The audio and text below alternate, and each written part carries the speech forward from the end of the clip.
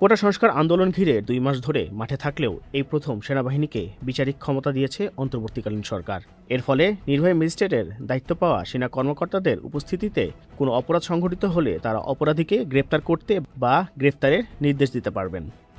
এছাড়া সেনাবাহিনীর কর্মকর্তারা আগামী ২ মাস ফৌজদারি অপরাধে বিভিন্ন ধারা অনুযায়ী অপরাধীদের বিরুদ্ধে ব্যবস্থা নিতে পারবেন। সাধারণত দেশে জরুরি অবস্থা পরিস্থিতি ছাড়া সেনাবাহিনীর হাতে এ ক্ষমতা দেওয়া হয় না।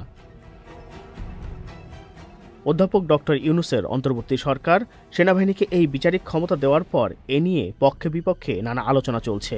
নিরাপত্তা বিশ্লেষকরা বলছেন, শেখ হাসিনার সরকার পতনের পর নতুন সরকার গঠন হলেও মাঠ পর্যায়ে এখনও শৃঙ্খলা ফেরেনি। এই সংকট কাটাতে সেনাবাহিনীর হাতে বিচারিক ক্ষমতা থাকলে মাঠের পরিস্থিতি বদলাতে পারে। যা করতে পারবেন সেনাবাহিনী।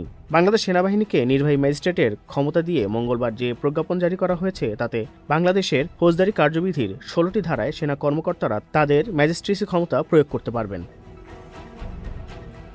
প্রজ্ঞাপন অনুযায়ী ফৌজদারি কার্যবিধি ১৮৯৮-এর ৬৪, ৬৫, ৮৩, ৮৪, ৯৫-এর ২, ১০০, ১০৫, ১০৭, ১০৯, ১১০, ১২৬, ১২৭, ১২৮, ১৩০, ১৩৩ এবং ১৪২ ধারা অনুযায়ী সেনাবাহিনীকে এই ক্ষমতা দেওয়া হয়েছে। ফৌজদারি কার্যবিধির এইসব ধারা অনুযায়ী নির্বাহী ম্যাজিস্ট্রেটের দায়িত্ব পাওয়ায় এখন থেকে সেনা কর্মকর্তাদের সামনে কোনো অপরাধ হলে অপরাধীদের সরাসরি গ্রেফতার করতে পারবেন, দিতে পারবেন জামিন। বাংলাদেশের যে কোনো স্থানে গ্রেপ্তারি পরোয়ানা কার্যকর করতে পারবেন সেনা কর্মকর্তারা। গ্রেপ্তারি পরোয়ানা কার্যকর করতে পুলিশকে নির্দেশও দিতে পারবেন তারা। বেআইনিভাবে আটক ব্যক্তিকে উদ্ধারের জন্য তল্লাশি করতে পারবেন।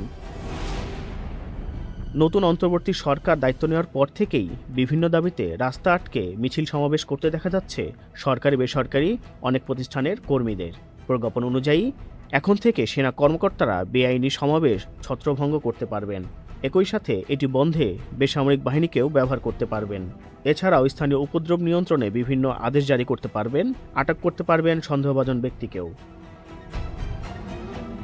কোটা সংস্কার আন্দোলন ঘিরে ঢাকাসহ সারা দেশে সংঘর্ষ ছড়িয়ে পড়লে গত ১৯ জুলাই রাতে সারা দেশে কারফিউ জারি করে ও সেনা মোতায়েন করেছিল তৎকালীন আওয়ামী লীগ সরকার। দেশ ত্যাগ করে শেখ হাসিনা ভারতে চলে যাওয়ার পর সেনাবাহিনী ও ছাত্রদের মধ্যস্থতায় নতুন সরকার দায়িত্বভার গ্রহণ করে। সর্বশেষ ২০০২ সালে অপারেশন ক্লিন হার্টের সময় সেনা সদস্যদের ম্যাজিস্ট্রেসি ক্ষমতা দিয়ে বিশেষ অভিযান চালানোর ক্ষমতা দেওয়া হয়েছিল। বাংলাদেশে বিভিন্ন পরিস্থিতিতে প্রত্যক্ষ বা পরোক্ষভাবে সেনাবাহিনী দায়িত্ব পালন করেছে।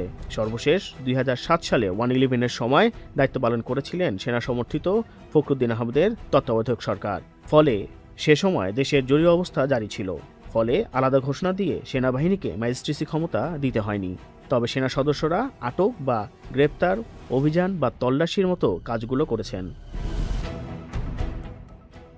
বাংলাদেশের সব জাতীয় সংসদ নির্বাচনে সেনাবাহিনী মোতায়েন করার সময় বিভিন্ন রাজনৈতিক দলের পক্ষ থেকে রাজনৈতিক বিচারিক ক্ষমতা বা ম্যাজিস্ট্রেসি পাওয়ার দিতে দাবি ওঠে।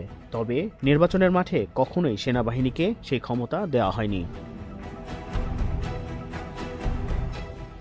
জাকিরুল ইসলাম, চ্যানেল আই অনলাইন।